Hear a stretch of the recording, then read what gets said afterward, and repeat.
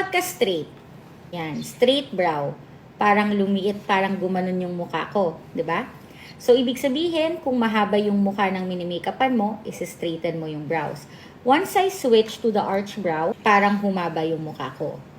So, kapag bilugan yung mukha nila, it's higher. Because it's higher, it has the tendency to stretch out the face. It's actually the same principle as when you do pa ganyan your blush. Ano ba dapat yung or ginagawa natin na brow shape per face shape? Una sa lahat, huwag ka masyadong mako-confuse pagdating sa face shapes. Kasi sometimes, parang hindi mo masabi oval ba o round, square ba o rectangle, ganon. Pwede mo siyang i-dissect. Anong ibig sabihin natin sa i-dissect natin siya? Meron tayong 4 na parts na tinitignan sa face natin. Okay?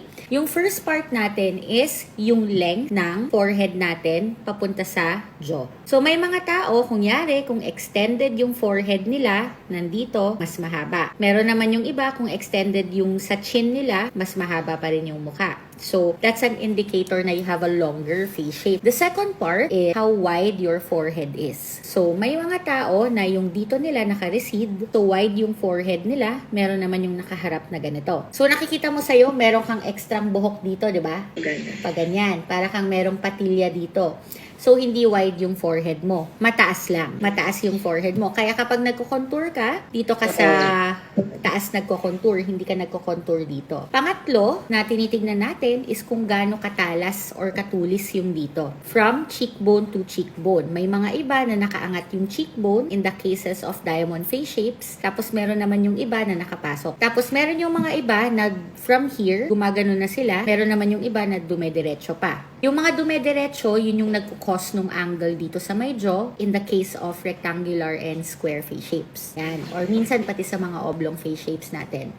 Next is yung jaw or yung chin. So, yung chin mo ba nagmi-meet at a point or nagsa-stop dito tapos tsaka siya gaganon? Kunyari, yung sa heart face shape, nagmi-meet siya at a point kaya siya tinawag na heart kasi pag ganyan siya.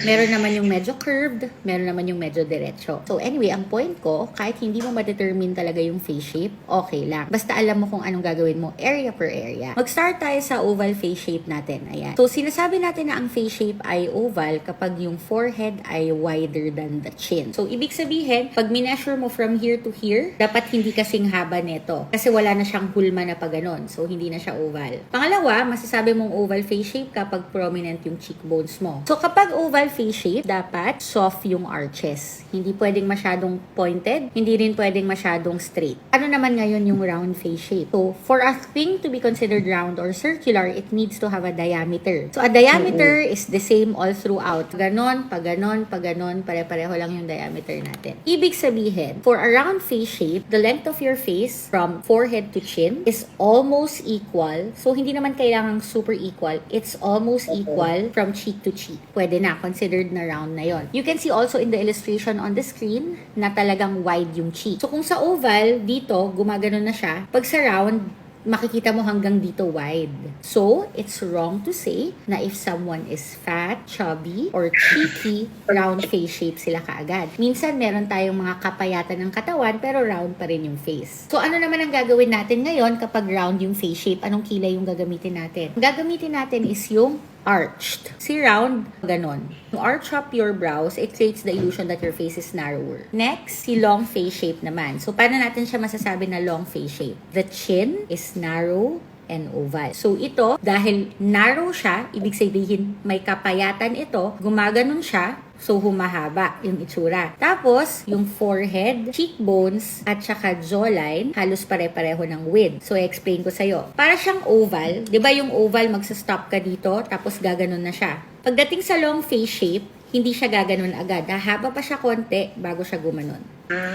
Kaya siya tinawag na long. Pag long face shape naman, yun naman yung ginagawa natin ng Korean brows. Kasi kung i-arch up mo pa yung brows mo, lalo namang hahaba pa yung face mo. Kapag ka straight, yan, straight brow, parang lumiit, parang gumanon yung mukha ko, di ba? So, ibig sabihin, kung mahaba yung mukha ng minimakeupan mo, isi-straighten mo yung brows. Once I switch to the arch brow, parang humaba yung mukha ko. So, kapag bilugan yung mukha nila, it's higher. Because it's higher, it has the tendency to stretch out the face. It's actually the same principle as when you do pa ganyan your blush,